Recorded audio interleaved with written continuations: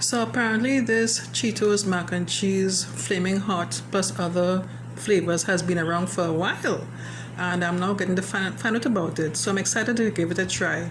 I always did like the Cheetos flaming hot instead of the regular Cheetos. So let's see how this goes. I don't have a microwave, so I'm going to do it a different way. Take off the cover. This is the seasoning here. I'm just going to simply add some hot water.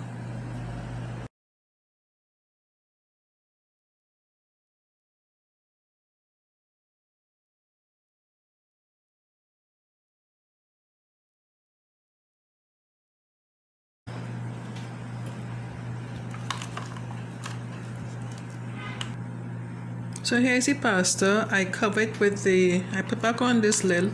I allow it to settle for like about 10 minutes, and the pasta is nice and tender. So I'm going to add the seasoning now.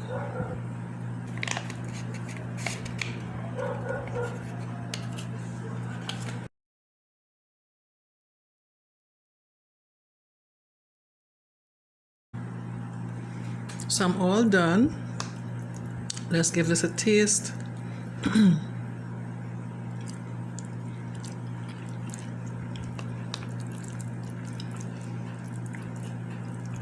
Like I said before, I like the flaming hot Cheetos. This is going on so good. This is absolutely delicious. Mac and cheese Cheetos. Yeah, baby. Absolutely delicious. Perfect.